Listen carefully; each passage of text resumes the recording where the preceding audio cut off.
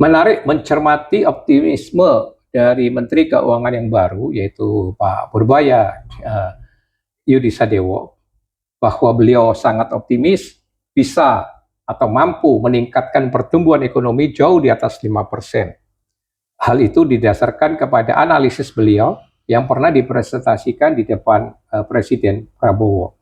Nah, cuplikan dari video itu saya masukkan di dalam video saya ini. Saya di LPS, saya concern terhadap prospek ekonomi kita ke depan. Karena kalau ekonominya memburuk, maka saya ke depannya akan kerja lebih keras. Jadi saya monitor terus kondisi ekonomi, dan triwulan keempat tahun lalu, saya sempat terkejut. Karena kondisi sepertinya memburuk. Kalau kita penjualan mobil, penjualan motor negatif, terus penjualan retail juga kontraksi, semen kontraksi, PMI manufacturing turun ke level di bawah 50. Saya pikir 2025 kita akan susah. Laju pertumbuhan dana pihak ketiga juga turun ke 4,5%. Untuk saya mengkhawatirkan karena income LPS akan turun. Tapi untungnya di bulan Januari tiba-tiba pertumbuhan DPK positif 5,5 menuju 6%, menuju level normal lagi. Jadi ada pembalikan di sana. Saya jadi concern, curious, apakah ini terjadi di across the board. Saya lihat, penjualan otomotif sudah mulai positif tuh. Di bulan Februari 4% untuk sepeda motor, mobil 2,2%. Jadi ada pembalikan arah ekonomi. Kita lihat lagi retail juga yang gambar yang tengah, atas itu sudah mulai positif tumbuhnya. Kita lihat lagi penjualan semen juga di bulan Januari Februari sudah positif pertumbuhannya. Semen ini ada hubungannya dengan investasi. Jadi sepertinya dari sisi demand ada pembalikan arah ekonomi, menunjukkan kayaknya baik-baik aja. Saya lihat lagi gimana kalau kita lihat dari sisi pedagang atau supplier. Kita lihat indeks PMI manufacturing, Purchasing Manufacturing Index. Itu di bulan awal tahun tuh tiba-tiba loncat ke positif. Februari tinggi, Maret agak turun sedikit, tapi masih levelnya tinggi 52,4. Artinya mereka atau para pengusaha, para manufacturer melihat ke depan kayaknya mereka melihat demand-nya tinggi sehingga mereka meningkatkan belanjanya. Ini kan tanda-tanda suatu ekonomi yang berbalik.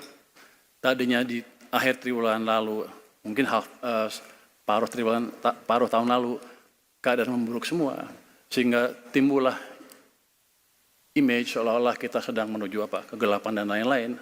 Ternyata di awal tahun sekarang sudah berbalik ke arah yang positif. Ini saya bilang ekonomi Indonesia bottoming out. Kalau orang di pasar modal suka itu pasti. Kalau bottoming out saatnya masuk. Sebelumnya. Kita lihat juga sebelumnya, masih dua. Sebelumnya kita lihat juga indeks kepercayaan konsumen, masih yang sebelumnya. Yang kiri atas itu, Anda lihat di bulan Februari naik positif, yang tengah tuh, kiri atas sana naik ke 100, di atas 100. Ini setelah bertahun-tahun indeks kepercayaan konsumen itu naik ke atas 100, artinya konsumen kita amat atau optimistik tentang kondisi ekonomi mereka. Dan otomatis mereka akan belanja lebih ke depan. Di bulan Maret agak turun sedikit, tapi masih di atas 100. Cukup baik sekali. Ini adalah gambaran masyarakat kita terhadap apa yang terjadi di ekonomi. Ini survei ini kita lakukan kepada 1.700 kepala keluarga, face-to-face interview di kota, di pinggir kota, di kampung-kampung, di 10 provinsi di Indonesia. Ini kita sudah lakukan berpuluh-puluh tahun sehingga kita yakin hasilnya menggambarkan apa yang digambarkan oleh masyarakat. Jadi supply, demand, masyarakat bilang semuanya membaik. Next. Yang jadi pertanyaan adalah, apakah perbaikan ini akan sebentar atau langsung? Nah, kita di LPS mengembangkan satu indeks yang disebut Leading Economy Index. Itulah indeks yang menggambarkan arah ekonomi 6-12 bulan ke depan. Jadi itu adalah bola kristalnya ekonomi Indonesia. Biasanya nggak pernah salah. Itu gambarnya yang merah tuh. Ini di 2020 turun ke bawah, setelah itu naik ke atas. Sekarang juga trennya naik ke atas. Artinya dari sekarang bulan Maret ke depan sampai tahun depan, ekonomi kita akan terus ekspansi. Ada yang bilang sekarang seperti 97-98. Anda lihat tuh 98 tuh merah turun dalam, 2008 juga turun dalam, 2020 turun dalam. Artinya ekonominya ada tekanan. Tapi sekarang merahnya naik terus ke atas. Artinya ekonomi kita akan ekspansi terus. Kalau Anda lihat turun-turunnya itu sekitar 10 tahun sekali.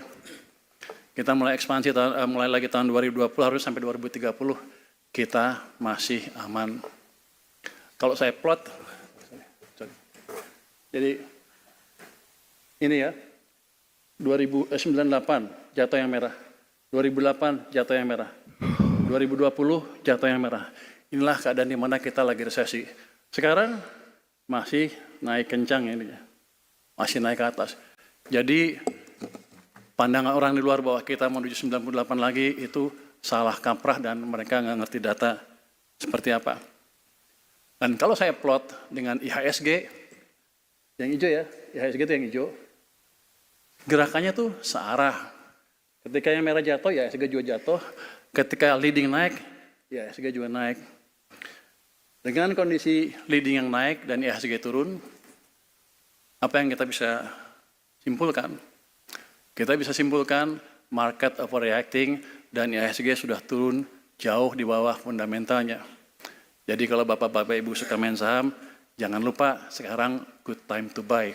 Kalau kita mencermati presentasi beliau mengapa optimis bisa meningkatkan pertumbuhan ekonomi jauh di atas 5%, itu beliau lakukan sudut pandangnya dari dua segi, yaitu baik dari bisnis sektor real, beliau memberikan contoh-contoh perdagangan otomotif, ya, perdagangan semen dan lain sebagainya, itu semua di tahun 2025 itu menunjukkan pembalikan dibandingkan di tahun 2024, yaitu ke arah positif. Jika tahun 2024 itu negatif, tapi untuk sektor real itu tumbuh ke arah yang positif. Begitu juga di sektor finansial. Beliau menunjukkan bahwa justru dewasa ini itu adalah time to buy untuk perdagangan saham. Ya, nah saya tentu ikut mendukung optimisme itu. Tetapi yang saya mau ingatkan adalah jangan lupa bahwa analisis untuk pertumbuhan ekonomi tidak bisa hanya digantungkan pada data ekonomi semata-mata. Pertumbuhan ekonomi tidak boleh atau tidak bisa dilepaskan dari sektor lain. Dalam hal ini, yang belum disinggung oleh Pak Purbaya adalah tingkat utang Indonesia yang lebih dari 8.000 triliun saat ini, itu salah satu faktor penghambat untuk pertumbuhan ekonomi. Dan bagaimana cara itu diselesaikan, itu juga belum dipresentasikan. Begitu juga dengan tingkat korupsi yang semakin gila, yang luar biasa, yang konon menyerap atau menggarong lebih dari 30% uang APBN. Ini juga merupakan faktor penghambat pertumbuhan ekonomi. Di sisi yang lain juga sektor pajak, ya, pajak ini bukan hanya soal pemungutannya, pendapatannya atau pemasukan dari sektor pajak, tapi korupsi di sektor pajak, baik masuknya maupun keluarnya ketika terdistribusi ke dalam semua alokasi. Ya, ini juga merupakan faktor penghambat dari pertumbuhan ekonomi. Nah, oleh sebab itu saya mengharapkan bahwa kalau Pak Purbaya itu optimis, tapi please jangan lupa sektor-sektor yang tadi, korupsi, ya, utang, kemudian pajak, ini kalau tidak digarap secara serius oleh pemerintah, jangan-jangan optimisme itu ya tidak terlalu bisa terwujud. Ya, karena sekali lagi saya melihat bahwa untuk bertumbuhnya ekonomi di atas 5% itu tidak cukup hanya menangani sektor ekonomi semata, tapi sektor yang lain harus digarap. Itu catatan saya dan salam merah putih.